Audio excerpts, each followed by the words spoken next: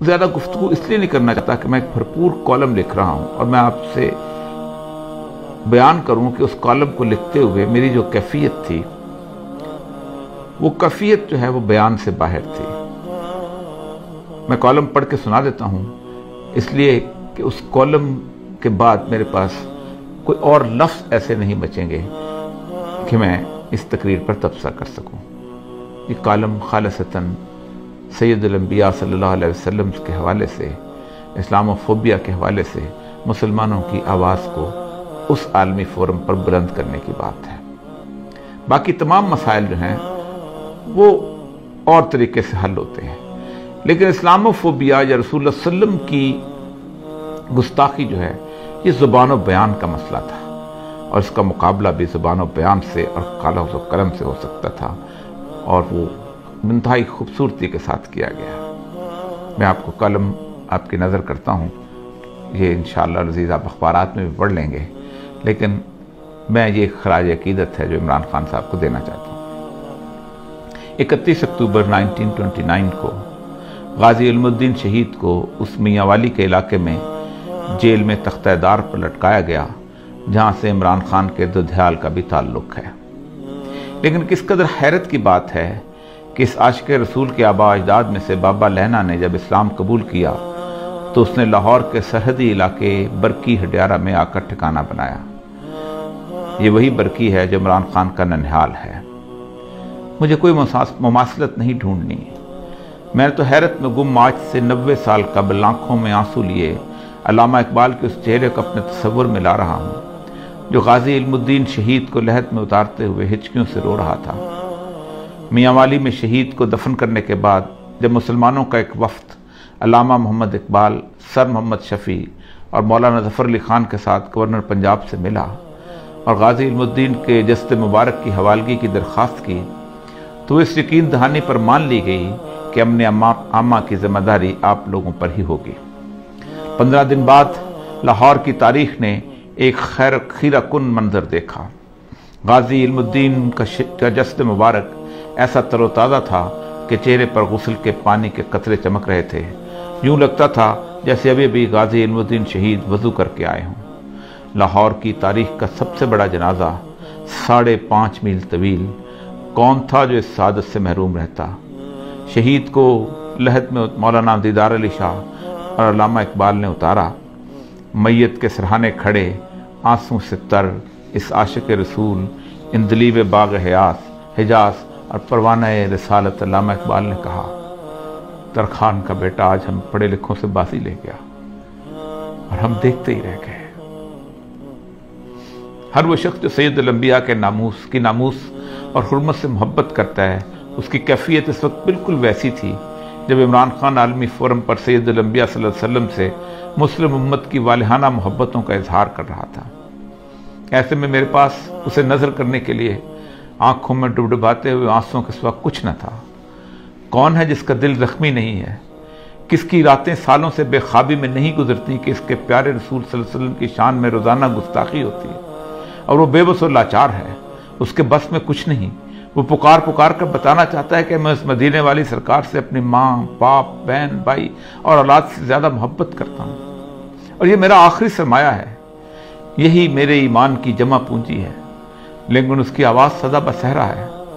وہ کوئی مولوی ہے تو بس جمعہ کے خطبے میں آواز بلند کر لیتا ہے، کسی تحریک کا سربراہ ہے تو جلوس نکال لیتا ہے، دھرنا دیتا ہے، مفتی ہے تو فتویٰ دیتا ہے، کالم نگار دانشور ہے تو کالم لکھتا ہے، ٹی وی پر گفتگو کرتا ہے۔ لیکن یہ سب مل کر بھی اپنی آواز گستاخان رسول اور اسلام دشمنوں تک نہیں پہنچا سکتے، اور نہ ہی ان کو عالمی سطح پر اس طرح لاجواب کر سکتے ہیں جس کا موقع اور استحقاق میرے اللہ نے عمران خان کو عطا کر دیا۔ میں تو مالک کائنات کی فرما روائی کا اس حد تک قائل ہوں کہ کوئی پتا بھی اس کی مرضی کے بغیر نہیں ہلتا ہے۔ یہ کیسے ہو سکتا ہے کہ عمران خان کو ناموس رسالت کے لیے آواز بلند کرنے کی توفیق منشاء الہی کے بغیر ہوئی ہو؟ یہ تو انتخاب ہے اور مجھے اس پر صرف رشک کرنا ہے۔ میرے پاس صرف تشکر کے آنسو ہیں۔ اقوام متحدہ کے 193 ممبر ممالک کے جمع غفیر میں 57 مسلمان ریاستوں کے سربراہ ہیں، اور ان میں سے اللہ نے میرے ہی ملک کے سربراہ کو یہ توفیق عنایت کی۔ شاطمین رسول کا قصہ کوئی تازہ نہیں ہے، مغربی دنیا میں اس کا آغاز سید الانبیاء صلی اللہ علیہ وسلم کے وصال کے تقریباً 150 سال بعد 780 عیسوی میں ہو گیا تھا، جب ایک شخص تھیوفس دی کنفیسر نے رسول اکرم صلی اللہ علیہ وسلم کی شان میں گستاخانہ سوانحی خاکہ تحریر کیا تھا۔ یہ واحد شخص ہے جسے اپنے زمانے کے عیسائیوں کے دونوں بڑے گروہ یعنی رومن کیتھولک اور مشرقی آرتھوڈاکس نے 12 مارچ 817 میں اس کی موت کے بعد اسے ایک قابل احترام سینٹ کا درجہ دیا اور اسے پوری عیسائیت کا مشترکہ راہب قرار دیا۔ اس ملعون کی موت کے بعد سے آج تک یعنی 1200 سال تک مغربی دنیا کی پوری علمی تاریخ اسلام دشمنی، اسلام فوبیا اور سید الانبیاء صلی اللہ علیہ وسلم کی گستاخیوں سے بھری ہوئی ہے۔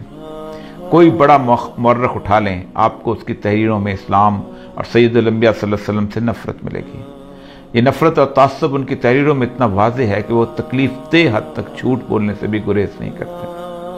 آپ کوئی بڑا نام لے لیں، William Muir, Margoliouth, Max Weber, doctor Sprenger, Toynbee, sir Hamilton Gibb, Montgomery Watt, Thomas Carlyle, غرض ایک لمبی فہرست ہے جس میں ہر کسی نے ہر صدی میں اس جرم میں حصہ ڈالا۔ یہ وہ مورخین ہیں جنہوں نے تاریخ میں اتنا جھوٹ بولا ہے اور اس صفائی سے بولا ہے کہ آج مغرب کا ہر بچہ اور میرے ملک کا انگریزی میڈیم تاریخ پڑھنے والا ان 12 سالوں میں لکھے ہوئے اس جھوٹ کو تاریخی ماخذ یعنی ہسٹوریکل سورس سمجھ کر سچ مان لیتا ہے۔ یہ ہے وہ صدیوں پر محیط سازش جس کے خلاف مسلمانوں میں سے محبت رسول کے امین علماء کرام، مفتیان، حکام اور ادیب و دانشوروں نے ہمیشہ آواز اٹھائی، لیکن یہ تمام آوازیں اس امت کے لوگوں کے لیے تسکین روح کا باعث تو بنتی رہیں، لیکن مغرب کے لیے ایک چھوٹا سا واقعہ بھی نہ بن سکیں۔ عمران خان کی تقریر ایک بہت بڑا واقعہ ہے۔ یہ 2 وجوہات کی بنیاد پر زیادہ پر اثر ہے، جادوئی تاثیر رکھتی ہے۔ پہلی وجہ یہ ہے کہ وہ اس مغرب کی تہذیب کا ہیرو رہا ہے۔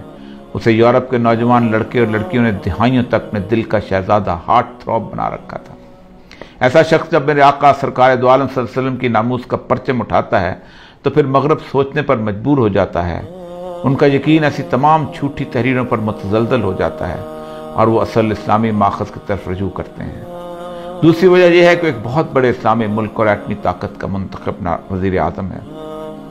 اس کی آواز پورے عالم میں گونجتی ہے اور وہ بھی ایک عالمی فورم پر، تو پھر وہ صرف عمران خان نہیں بلکہ 22 کروڑ مسلمانوں کا نمائندہ بن جاتا ہے۔ ایسا نمائندہ جسے 1.5 ارب مسلمانوں کی نمائندگی کا حق اور میرے آقا کی ناموس کے تحفظ کا شرف بھی خود بخود حاصل ہو جاتا ہے۔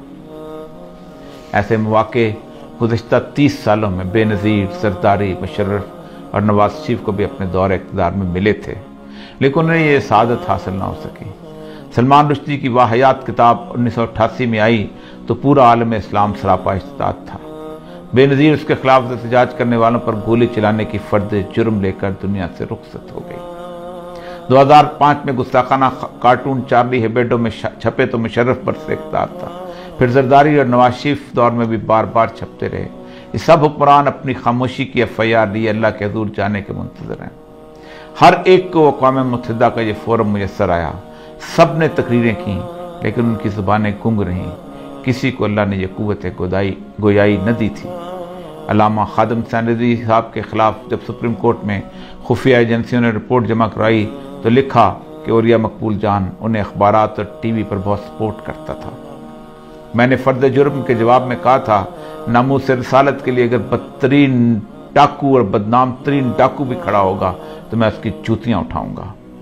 اس وقت عمران خان کی تقریر کے خلاف بولنا یہ ثابت کرے گا کہ آپ کو ناموس رسالت سے نہیں بلکہ اپنے نفس کی ریاکاری سے محبت ہے۔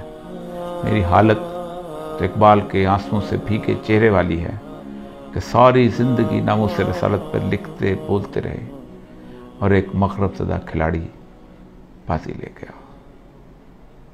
وہی کیفیت ہے جو اقبال کی تھی۔